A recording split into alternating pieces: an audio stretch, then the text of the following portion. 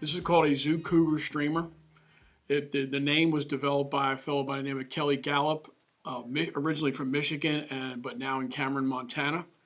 But if you see the handout, everybody look at this handout. It was this particular fly was influenced by a local guy here, Ed Schenk. Everybody knows who Ed Schenk is, or heard of Ed Schenk? Okay, so he had the Schenk's minnow.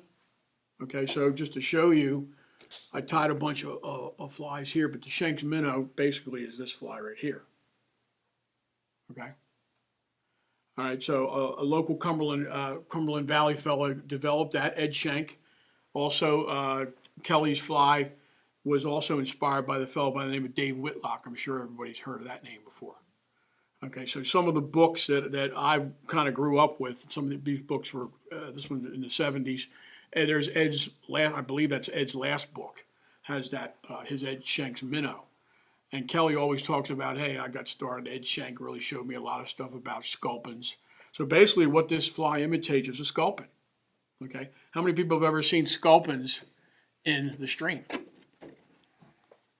Right? You don't see them for long because they're not really good swimmers. So basically show you that. Everybody see that? Okay, they're not really good swimmers. They kind of flutter around in the water. They don't have their anatomy's different than every other kind of streamer. So they can't move around in the water up and down in the water column as easy, but what they do is kind of dart in the rocks. So they live in the rocks. So basically this streamer basically imitates a sculpin. All right.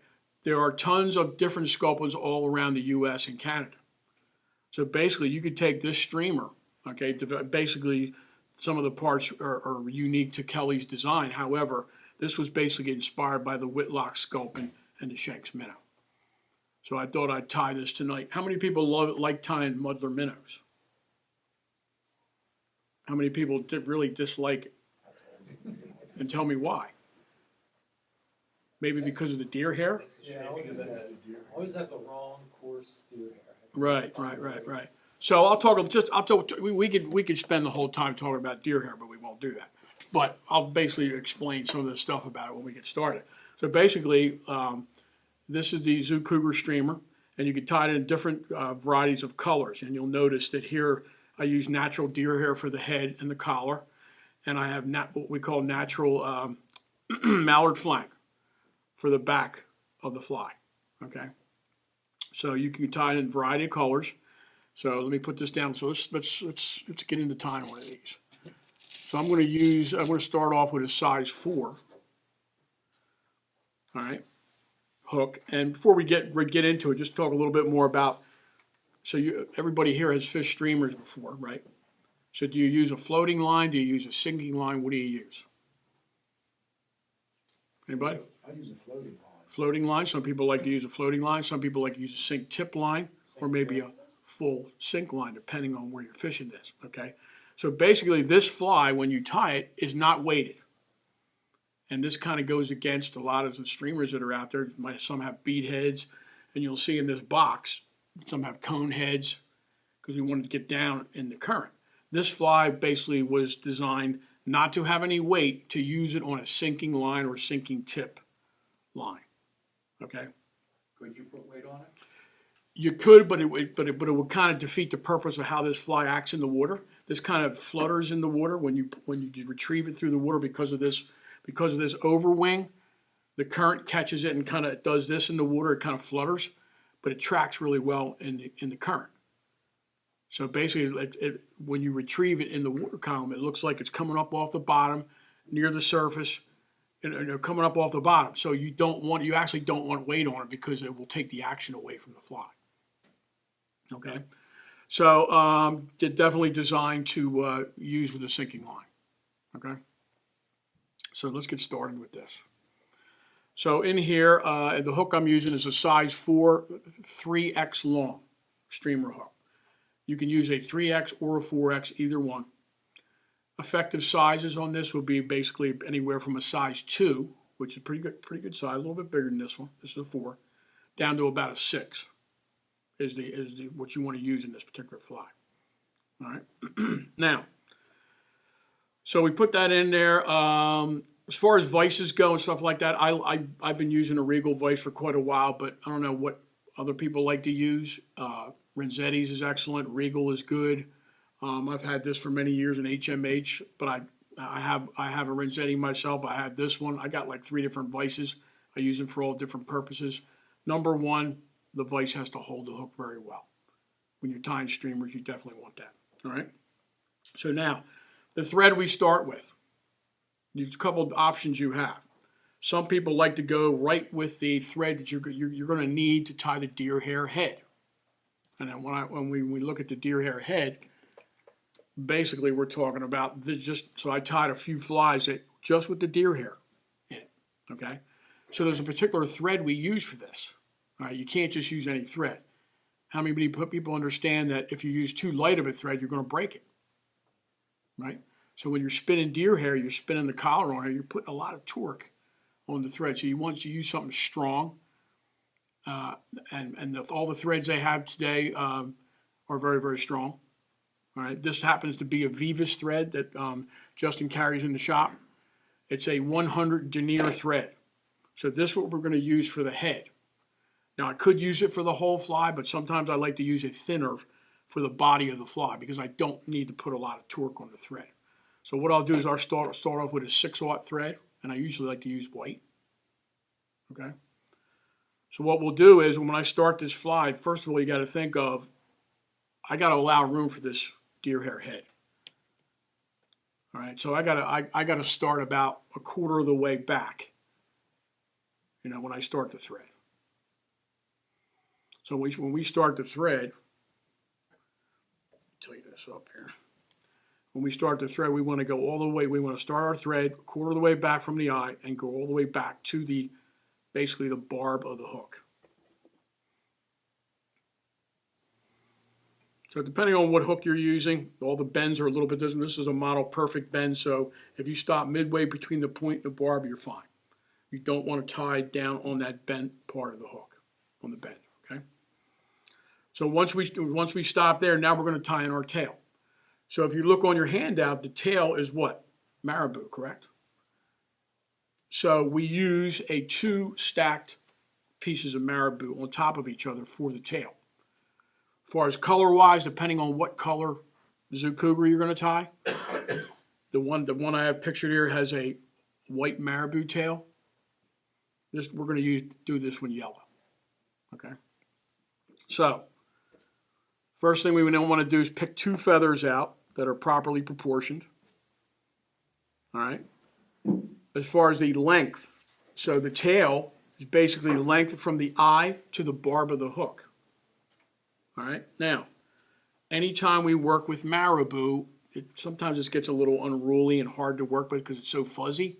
First thing I do is I made this little sponge with water in it in this little container. So when I'm working with this type of material, I'm going to wet the marabou. Now, people say, all right, I can put it in my mouth and wet it. Well, I'm not doing that.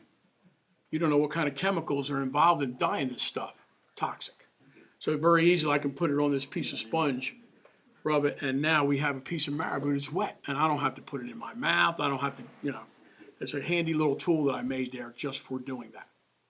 So what we're going to do now is we're going to get the right proportion to tie this in. So let's measure up here from the eye to basically the barb. Once I mark the location on the end of my fingers, I switch fingers, and I'll pinch wrap this right on top of the hook like so. So every wrap, you can see that I'm cinching down. All right, so now, once I cinch down, now what I'm going to do is I'm going to tie in the rest of that and make that part of the body. So what I'm going to do is I'm going to cut the excess off about 1/4 of the way back to match where our thread is, okay? So now when I tie this in, I'm not going to tie it in on top. I'm going to tie it in on the side of the hook, meaning on this side of the hook here. So let's go forward with it, but now I'm going to kind of push the material to the one side, if you notice. And I'm doing that with thread tension, if you notice. Now, if it goes a little bit too far, you can adjust it with your fingers and keep going. Like so. It gets unruly, just adjust it with your fingers. All right, everybody good with that? So now we're going to do the same thing. We're going to get another piece. So now I'm going to take my thread back to my original tie-in point. So now I'm going to stack that second tail. I'm going to match the length of it, of the first one. And obviously I don't have to measure up because now I just match what I have there. So once I do that, I set it on top, switch fingers, pinch wrap right on top.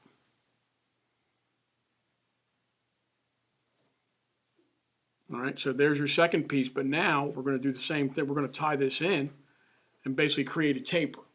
So I'm going to tie it in and I'm going to move forward. And as I move forward, I'm going to start wrapping the excess on my side of the hook facing me. All right, you don't have to make perfect wraps here. It's the underbody because you won't see this. So now when you get up to the front, you just cut that like so. So now take your thread, just mash these little pieces down here. Take your thread back to the tie-in point. Any questions so far? So now we're going to go back to the tie-in point. So our next thing we're going to tie in is the body material. Now this basic body material here, this is called crystal chenille, very fine pearl chenille. So if you notice any of the pictures, and I have a book there called Fish of Pennsylvania, all sculpins, if you turn them upside down, they all have a pearly white, light colored belly. I don't care what bait fish you do, they all have a white belly. So you want to use this type of material for the belly of the fly. All right. Now, this is going to be a little different as far as when I tie this in, this material is fine enough.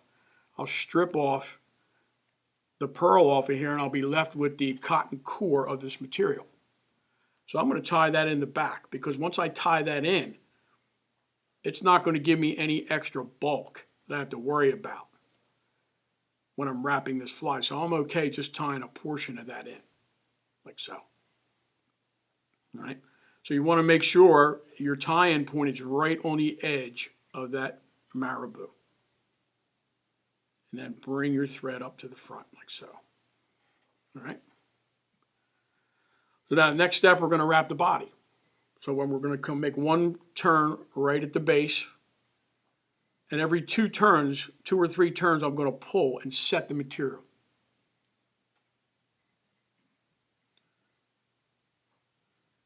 Pull and set the material.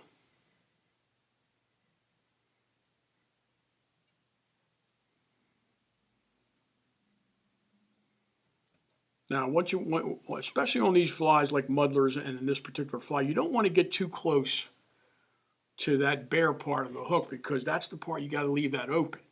It's very easy to go up to the edge, and by the time you tie it off, now you're past it. So just go right behind that little spot and then tie it off.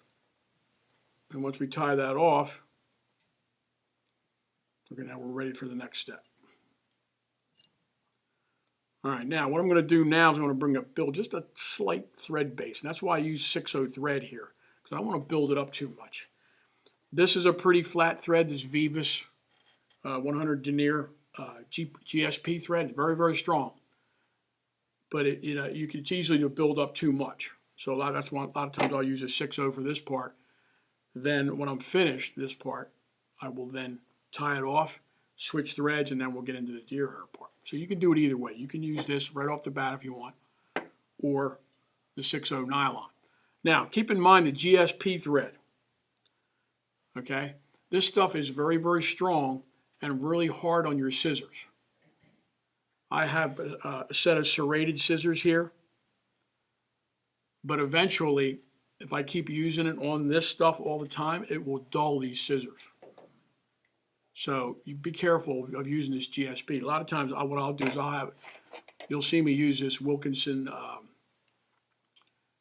double-edged blades for deer hair work. I'll use that to cut the thread because I want these to last. And you can't, once you serrated scissors, you can't really sharpen. They get totally dull when you buy a new pair. All right, now, so I'm going to make a little thread base here, and I'm ready for now my underwing. So if we look, we put our two pieces of marabou in. Now we put the body. Now we have the underwing of what we call calf tail. All right, So now this part of the wing, this is going to be your stabilizer when we tie this calf tail in. All right, like so. This will be the stabilizer for the overwing of the mallard flank. Okay, and I'll show you how to tie this in. So now on this particular piece of material, you want to use the longest fibers that you can find on here. Okay. So what I'll do is, what you want to do is take the material, pull it 90 degrees away from the base of the tail, and then snip some fibers off here as close as you can get them. Okay. So we can see it. All right, so now what I like to do is, you're going to have to prepare this material properly. So there's a lot of different size fibers in this calf tail. So in order for me to get the right fibers, first of all, I got to get the right length. All right. So basically, I want it to extend to the bend of the hook, like so. It's about right there. So, but there's a lot of short fibers, so I need to clean this out. I need to clean all these little fibers out. So the best way to do it is to grab the tips, hold them, and then strip out all the little fibers that are in there, like so. And you can see there's more smaller fibers. And these fibers are not long enough. So you just want the long fibers here. All right. You want to hold that a little higher so we can see it on the camera? Can you see it? Yeah, thank you. All right. So you want all the little fibers to be out of this. Okay. So what I'll do a lot of times too, and you don't have to do it, but I like doing it. If you notice, if you look close, are all the fibers even at the end? They're not, are they? So what I'll do is I'll stack this. You don't have to, but I like stacking. So what I'll do, I'll use this particular tool, a stacker. I'll put the natural ends into the stacker, and then I'll wrap it a few times here on the surface of the table, and you'll see now that the ends are nice and even. See that? So we'll grab this end, like so. So notice the even ends are even, but now if you look there, you can see that the other ends are not even, which I don't care about that as long as I have enough length. So I'll flip it around in my hands, okay? Let's see, do we have enough length here? So we got down to the bend of the hook, and we do. So what I'll do is, when I'm tying, I always like to cut the materials first before I lay them on the hook. Saves you time, and it makes a neater fly. You're not sitting there trimming around the shank of the hook, and all of a sudden you slip and then you cut this. Bobbin hits the floor. Guess what? You're starting over again, right? So that's why I like to do it ahead of time. So now once I measure up, and the tip of my fingers is where I want to cut it, okay? I'm going to switch fingers, align my tips. So now I'm going to cut that on an angle. Now I'm going to cut it kind of on the reverse angle. I'm not going to cut it going downhill. I'm going to kind of cut it going uphill. Like so.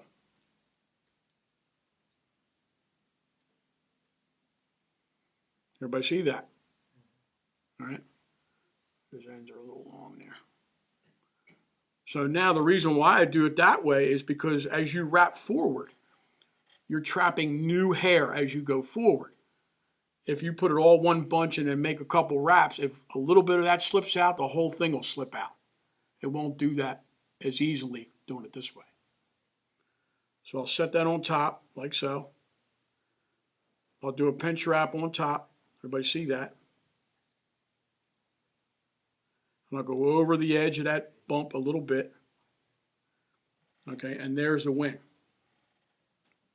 All right? Now, that wing's got to be right on top of the shank of the hook. If it's off to one side or another, the fly won't track right, nor will this wing sit correctly and straight on the fly. All right? So what I like to do is once I get it where I want it, and you have to kind of turn the fly and look down on it. If it looks like it's right on top, I like to take my fingernail and I like to push down on it a little bit so it flares just a little bit. So that bunch fans out, like so. Because remember, we're going to have a flat wing laying on top of it. Okay, so that's going to work out pretty good with that. All right, so now if I'm double checking it, sometimes you got to look at it like this way. And if it looks good, move forward. If not, take it off and do it again. You might have to adjust the base on the bottom of the fly as far as the thread is concerned to get it to lay nice and flat. So every thread wrap when you make on here, have a purpose for it. Don't just keep wrapping. Basically tie as least amount of wraps as possible to tie this fly. Because you don't build bulk, especially in the key areas like this. So what I'll do is I'll hold that and I'll come forward and tie some of this down a little bit. Some folks, would put maybe a drop of cement there. Not really necessary, but that's in there pretty good. Okay? All right, so that's the underwing. On these different Zoo Cougars, this one I used a natural mallard. But on this one, I'm going to use the mallard dyed wood duck. It's almost like a golden brown color, which are these. Like so basically we're going to tie it on top like so. All right, now, when you buy the wood duck, and what was really nice here, I have a bunch of packs of this wood duck, and I write on select Zoo Cougar flanks. So there's only certain flanks in the bag that you're going to buy that are suitable for this fly. So if you buy a big bag of a 1/4 ounce, maybe 15% of it, 10 to 15% might be suitable for this fly. The rest of it's good for a lot of other things. Okay? All right, so I basically went through my stash and selected the flanks that'll be suitable. So if you look at this feather, the flanks you want are has a heavy stem on it, and the fibers are equal on either side of that stem. Okay? Or relatively close. Okay? And let me show you ones that you don't want. And I saved a couple in this bag that were way out of whack.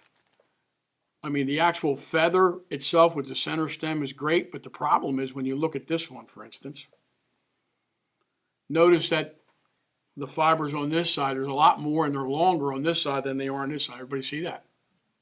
So if you put that on there, that's not going to track right. You got to remember when that's on there, the water is going to pass over top of that.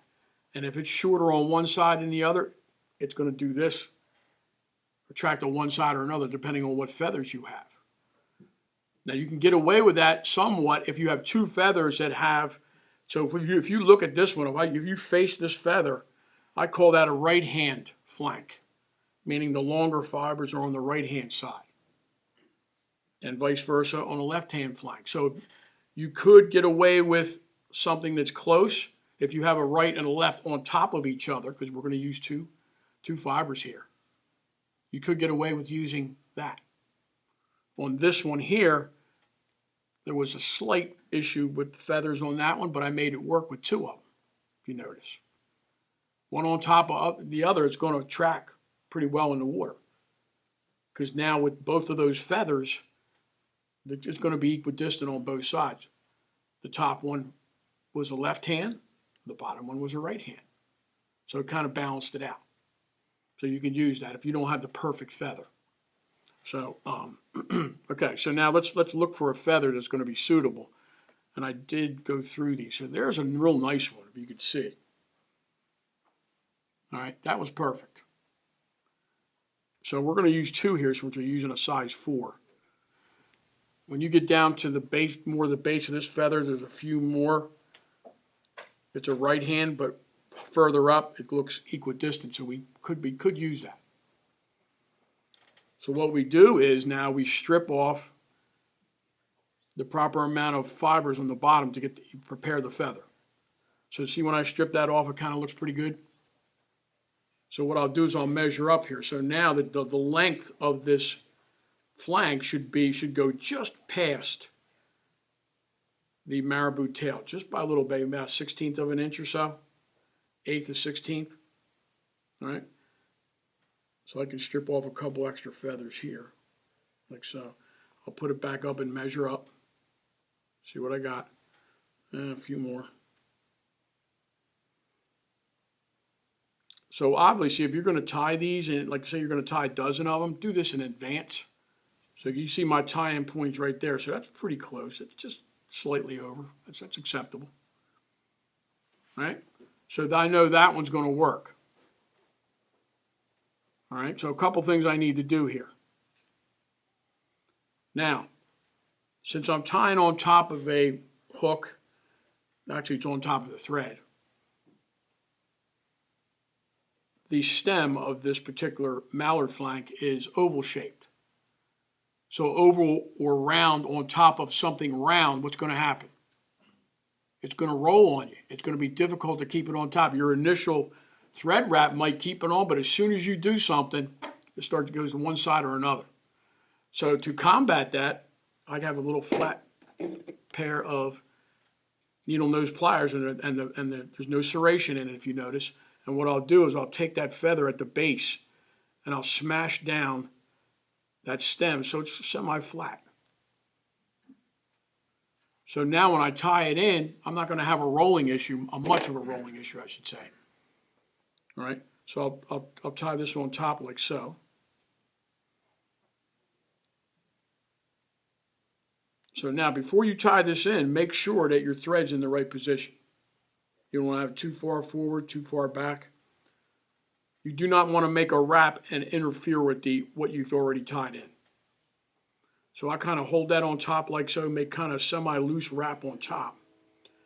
So now I'm tying down on the flat surface, you notice. So now you can manipulate it. Now you can take the stem, leave that stem long like that, and you can manipulate that. All right, everybody see that? So now you want to check it and make sure it's on top. So I turn it to the side, look at it. Is it flat on top? Or the calf tail fibers underneath the wing supporting it? What do you think? I think they are. So now once I do that, I'll set that and just tighten it up a little bit, make another wrap, and now I'm ready for my next piece. So now we're going to take the same feather, we're going to do the same thing. Kind of match it up. And I'm thinking right there. So before I do any flattening, let's make sure I got the right length, which I don't. A little bit of trial and error here, you'll be able to get the right feather. That's pretty good. Okay. All right, so again, we're going to take the stem, we're going to mash it down a little bit.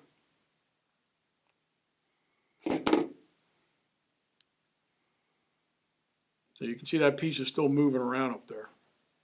That's all right. I'm going to do the same thing. I'm going to set it on top, tie that down.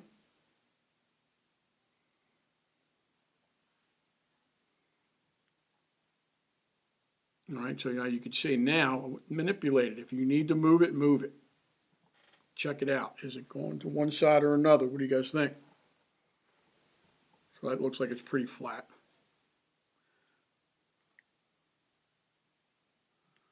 All right. Now, let me check it again.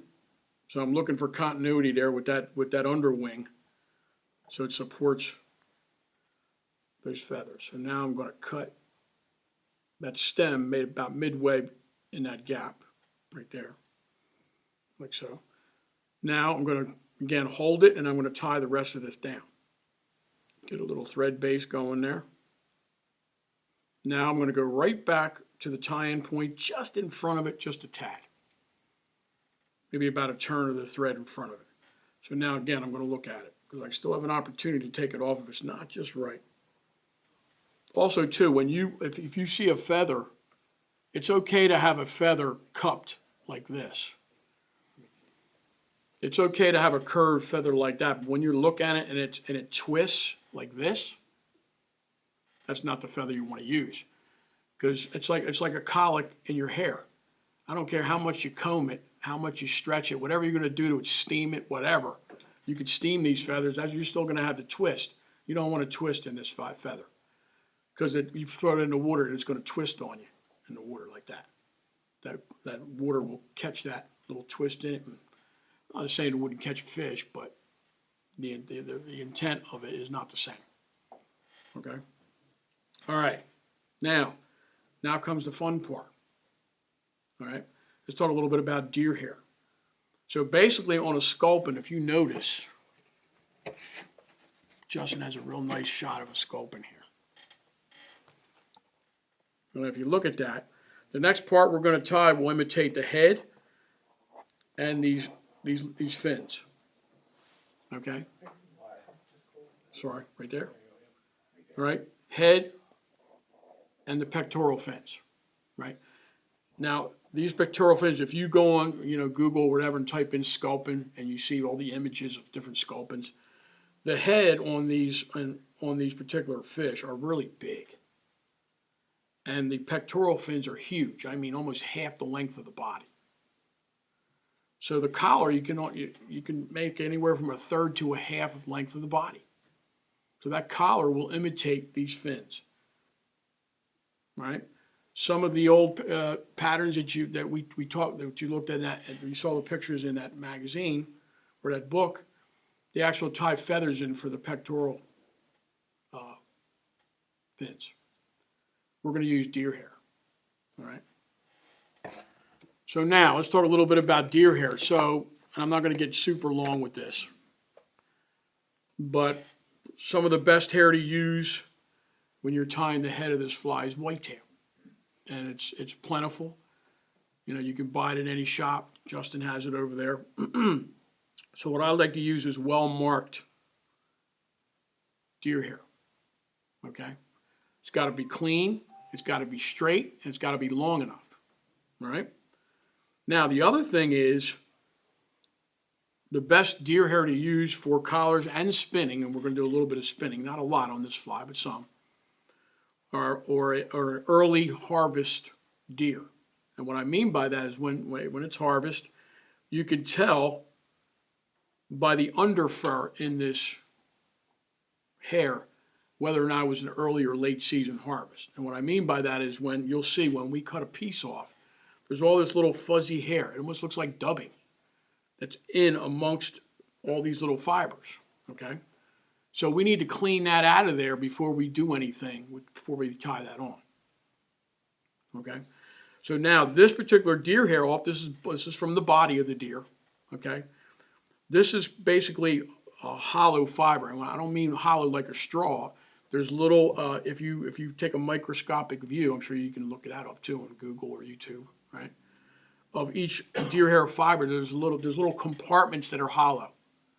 Little solid part, hollow, solid, hollow throughout the entire fiber. So when you lay that down and crank down on it, it will flare, and that's what you want here. Okay? You want it to flare. So what we'll do is, the first thing we're going to do is we've got to set our collar. So what we're going to do is take approximately, we're going to cut some off of here, approximately the diameter of a number 2 pencil, approximately, or maybe even a little bit more. It's kind of a trial and error thing. I'd take a little bit more than what you need. So what I'll do is I'll cut about that much off. I think that's about enough. So what we're going to do is tie that collar. But before we do anything, I got to clean this deer hair out. All right, so what I like to use, some people like to use a comb like this, a bone comb, and clean it out. Notice what I've taken out of that hair. Okay, that's called the underfur. You got to clean all this out. It won't flare right or it won't spin right unless you get all that out. All right. Now, if you get a real clean piece, depending on what you get, I found a piece that has absolutely no underfur in it.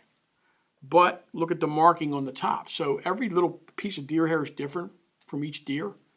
And on the actual deer, every place might look a little different.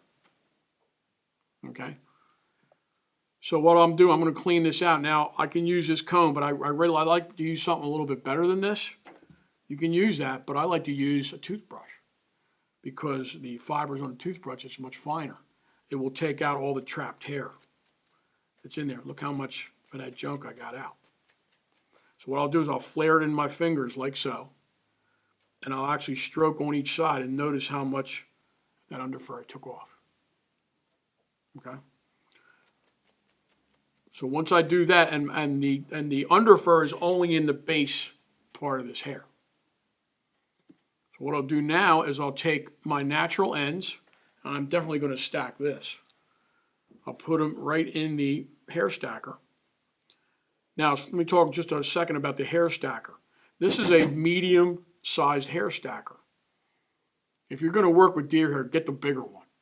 It's wider in diameter, so no matter what size piece you're using, whether you're tying bass bugs, whether you're tying muddlers, whatever, they'll all fit in here. The bigger the better, okay?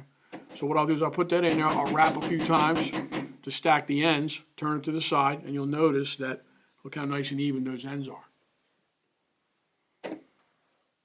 All right, so I'll pull those out, switch hands without messing them up too bad. So you can see that that's what I want to use. Okay? Now, before I tie that in, I want to make sure my thread's in the right spot here.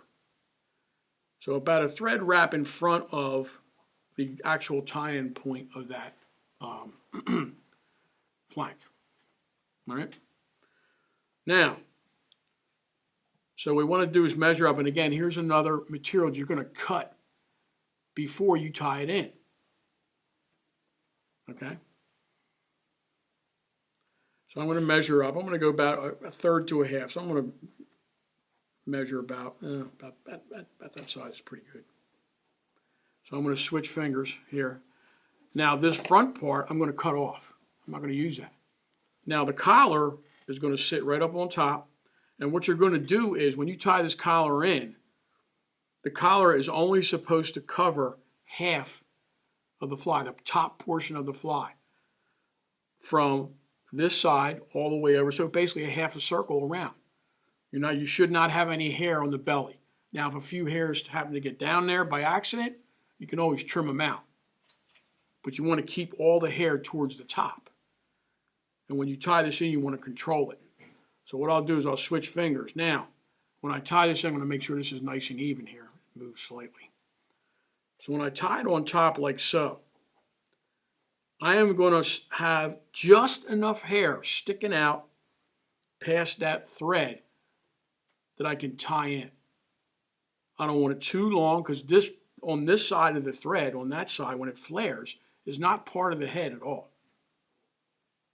Okay? So what I'm going to do is, no, I'm sorry, I almost forgot what to do here. Before I tie that in, I have to switch threads. I'm glad I remembered that. So now what we're going to do here is I'm going to whip finish it off before we tie that in.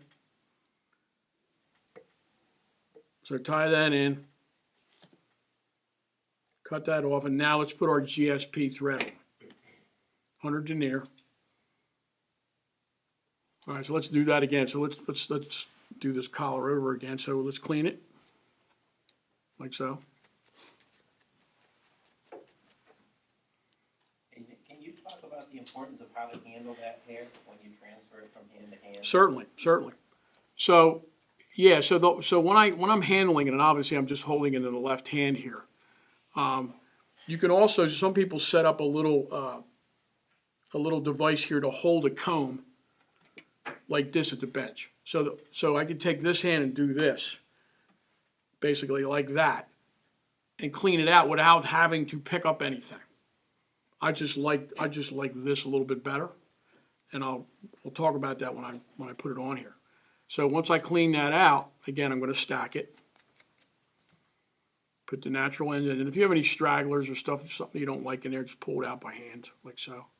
So now we're going to stack it like so.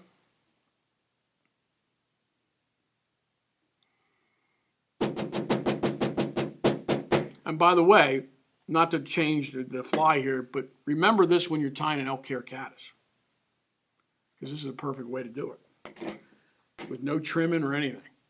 Except obviously you're not using as much thread. So see how I'm transferring this in my fingers? So I'm kind of holding it in one hand because I had it flipped around like this. So I basically transferred it without a lot of slippage going on here, right? So now the ends are still pretty even. If you have any stragglers in there, pull them out. That's fine. All right, and again, we'll do the same thing. We're going to measure up, and we're going to cut the hair where it needs to be in order to make that wing. So we're talking a third to a half. So right about there. So you see the tips of my fingers? That's where I measured. So if I take this set of fingers and go up against this one, should that be the same spot? It is. So now I can just change fingers. Now I'm using curved scissors.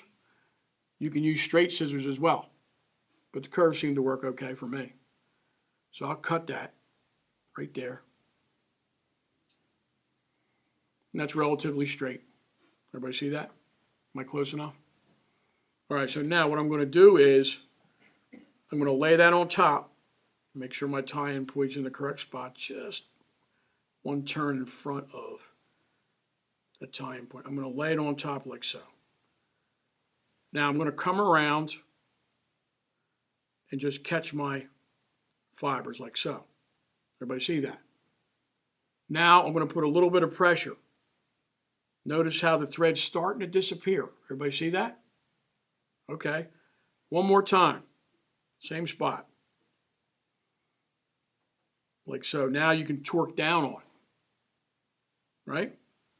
Are you pulling like straight up there? Or just I'm pulling towards me, but it doesn't matter whether I go down because I'm holding it. It's not going anywhere. Okay. You have to hold it though. This is where you cannot let it go. You want it on top. So now I got 3 wraps in there, right? So now you can let it go. All right, but now you're not done. Grab it again. I'm going to move my finger so you can see where it's at. Notice where there's nothing on the bottom yet, right? Shouldn't be anything on the bottom. But you still notice it's not much on the sides, is it? This is how you're going to change it. So you can grab it again, push down on that clump of deer hair. So it starts to roll on the side of the hook. Everybody see that? And then give me another wrap.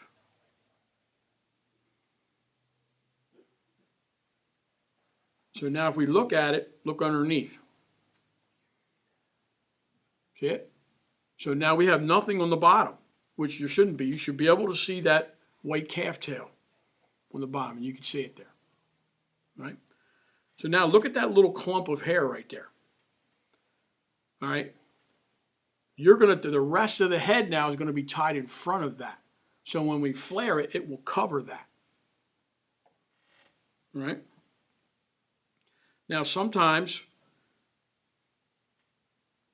always check your wing as you go through this. Sometimes maybe your thread will drift one way or another here, because if you don't tie it straight on the hook and then you start moving back this way, whether it's on an angle, you may catch the edge of that other feather. So just look at it. Reassess the entire time where that wing is. Make sure it's in the right spot. If not, you can manipulate it just a little bit there if you want to. All right? Now, these front fibers right here, the shorter they are, the better, because it will not interfere with that front part of that head like this. So if you have a little extra there, you can hold everything and just trim it. Now be careful not to cut this thread.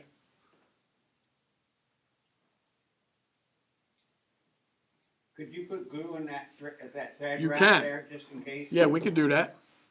In fact, as you go along here, if you put a drop of glue after you tie in deer hair, and a lot of the bass bug tires do it, they'll have a little bottle, squeeze bottle, and they'll squeeze some of the loon head cement in there, or you can take a dab of this in here, a little bit if you want. It'll soak in there.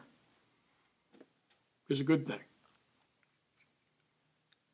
Because remember, this GSP thread is the gel spun. It's very slippery. So now what I'm going to do, I'm going to, again, hold the whole thing again. And I'm going to take my thread and start wrapping forward until I get just in front of it, right there. All right, so there's your collar. You want a pretty thick collar because you can see that so the camera can see. You can see it because of these pectoral fins are pretty big. At least half of the body, if you measure it out, it's half the body. Okay? All right, now, we're going to use the same hair now. We're going to build a head. Now, here's the thing with this head. And you notice I didn't bring a hair packer with me because you do not want to pack this hair. If you may want to pack it just a little so you can move the hair back so you can tie the head on the fly. But you don't want this thing to float. You want this thing to sink. So you don't want a real tightly packed deer hair head as we do with a bass bug or anything like that. This is designed to sink. So you're just basically creating a silhouette for this fly. So the deer hair is going to do that. So we're going to take the same type of hair, about the same size as we did for the collar, thickness, like so. Everybody see that? But now we're not going to use these natural ends because we don't need to. We're going to use the bottom part, the base of the hair. We still have to clean it because I'm going to spin this. So let's do that. Coming in clear? Okay.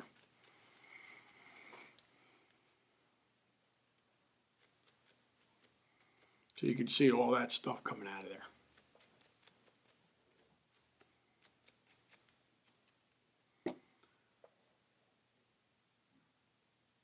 And if you want, if they're uneven here, you can trim them here a little bit to line them up. Some people will flip them around and trim these ends, like so. I like to trim back into the base, not in the colored part, the dark part of this hair. I'll trim back here, like so. So there's your bunch, about the size of a pencil, approximately.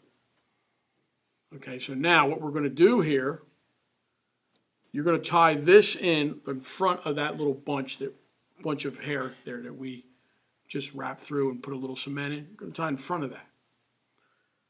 So there's different ways of spinning deer hair. I could show you a couple different ways, but the basic way I like to do it.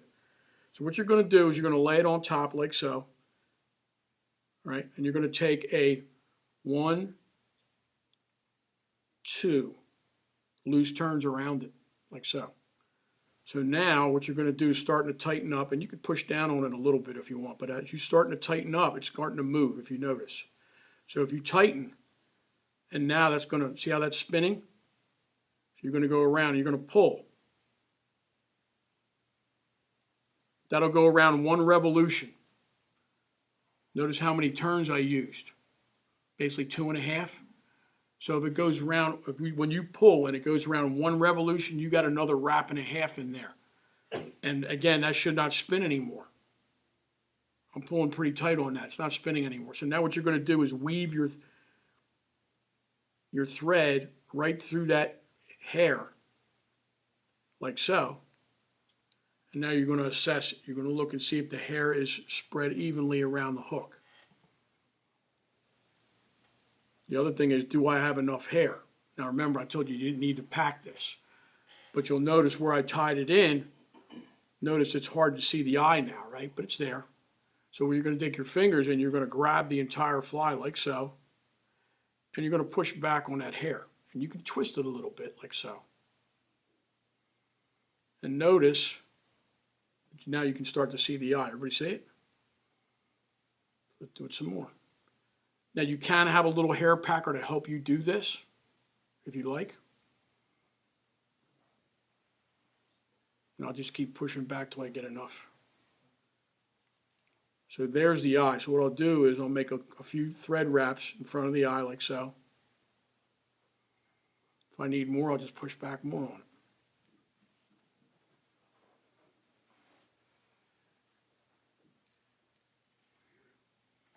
it. Like so.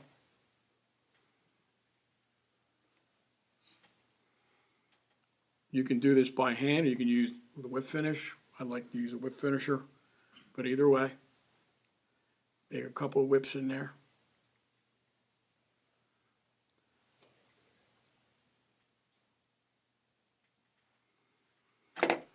Everybody see that? I'll try to clean around the eye a little bit to give us a little bit of room here. So you'll notice when I'm cutting around, you notice I'm using this finger for support here. See that? Because if you don't do it freehand, you'll go whoops and snip half the hair off. All right, any questions so far? So basically, we've set the collar, we made one bunch of hair spin in there, one bunch. For this size of fly, that's usually sufficient. Depending on how big your clump was to begin with, you use about the size of a pencil, and that's about right. You don't want to put really any more in there. The only way I could put more in there was if I had a really big, heavy hair packer, and I pushed that thing way back, it would give me quite a bit of room. But like I said, we don't want to make it that thick because we want the fly to sink. We don't want it to float.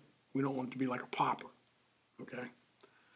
All right, so now, this fly is basically done other than trimming, all right? So now, what I like to use to trim deer hair, you can use scissors. These are serrated pair of scissors, very sharp. You need them very sharp.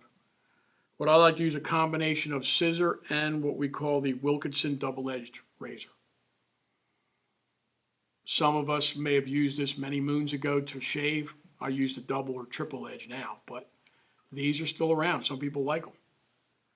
But they're relatively inexpensive. You can buy them at the hardware, or not the hardware store, like a CVS pharmacy or something. Any shaving supply place should have these. But they're great for trimming deer hair. Sometimes they're too good. All right, you got to be careful that you don't take too much off when you're trimming. So this is a brand new one I'm taking out of the package. You can get about 4 or 5 flies out before it starts to dull. So you have 2 sides on this, all right? So you have 2 edges. And be very careful handling this because you could easily cut yourself. These are, razor blades. So as you can see, the first thing we want to do is we want to cut the bottom of this head flat. Because if you notice the sculpin, a very flat bottom. Now, my favorite way of trimming is taking the fly in my hand and doing it. But I could do it on like this. It's just a little bit more difficult. Can everybody see that? So what I'll do is I'll turn the vise like this. So what I'll do is I'll go even with the eye, and I'll make sure that the eye of the hook is facing me, so when I go across, it's straight. So I'll draw that. And Justin, we're going to get hair everywhere. Draw it forward, right even with the body. Right. Remember, don't worry about cutting any fibers that are on the bottom because we don't want any on the bottom. Like so. All right, so not a huge head, but big enough. All right. So now, all right, how do we trim the rest of that? Well, what we're going to do here is in the front, we're going to take this razor blade and we're going to cup it like this. So what we're going to do is we're going to start at the eye, and then we're going to make kind of a rounded head and follow the contour that we want to make basically, so you can see this. And I've tied quite a few. You guys can come and look at them afterwards. Like this. You want it kind of flat on the bottom. Like that. And incidentally, this takes, if you're going to tie a bunch of these, and I kind of got back in, I tied this stuff for a long time. But I got back into it because I'm going trophy brook trout fishing in the summer. And they love sculpins. So I got back, I was really getting into this recently. And that's why I decided to do this fly and to practice this, and this takes to do this, just sit there and do it on a bare hook, just like that. And then when you start tying, you'll have the confidence to step tie this whole thing. Do the bodies first and this last. So what I'll do is, now they make blade holders. I'm sure, Justin, you've seen them. I think Hairline has them, where you can cup them like that and hold them, and it's got a long handle, and you just do that. You can use that, that's fine. If you're used to using it, that's fine. I've never used any yet. So what I'll do is I'll start up here. And 2, what you want to do is kind of hold your fingers to hold your hand. Like so. You just want to get a point of reference. when you start doing this.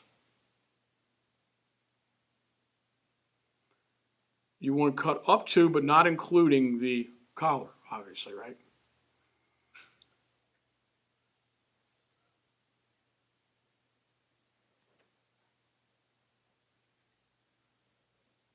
Now, my favorite way of trimming is not in the vise because I don't have as much control as if I was holding it in my hand. I can look at it all different angles. So what I'll do is I will take it out and hold it in my hands. Okay, if I do that? Yeah. What I'll do is I'll take this razor blade and just flatten out the top a little bit. Like so. And you can see I'm in the middle there. I'm right up to the edge of that collar. Everybody see that? A little lower, right there. So I'm right up to the edge of the collar. So I don't want to go any further back at the top. But if you notice, the rest of it I still need to cut. So there's your point of reference. When you cut, I like to cut up to. Is that good? I like to cut up to the collar. What you don't want to do is take your scissors and go along the collar and just snip it. Because then it looks like it's cut right off and it doesn't have a natural flow to the head, to the collar. Like the real fish kind of looks, it kind of flows right into it. So what I'll do is, and every time I'm trimming, I got to start somewhere. So what I'll do is I'll start at the front of the fly. Actually, I can turn it around like this. So what you want to do is take your fingers and you want to flare out all this deer hair like so.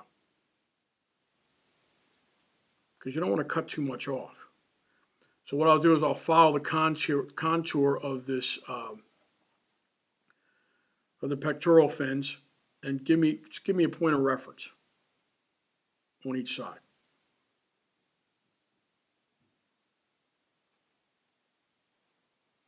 Everybody see that? So now I'm going to come on the other side and do the same thing. But I'm not going to cut too much off.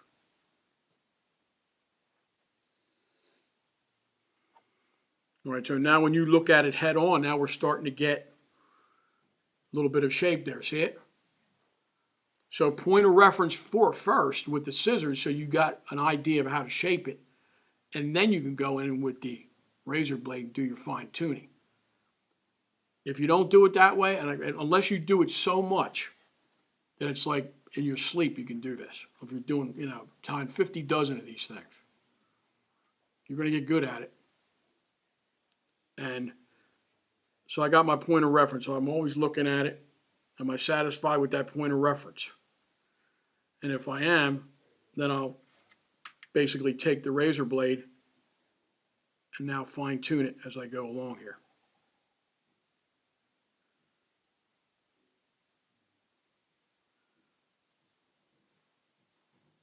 So now when I'm looking at it, I want kind of this shape looking head on like that. So if we look, you can see the front of it? Is that clear on the picture? All right. So now I can kind of fine tune it a little bit. So I can go in there with my scissors and now do this. Keep that same angle. Start trimming some of these side fibers that are the actual spun deer hair fibers and not the collar. Do it on that side and then switch over to this side.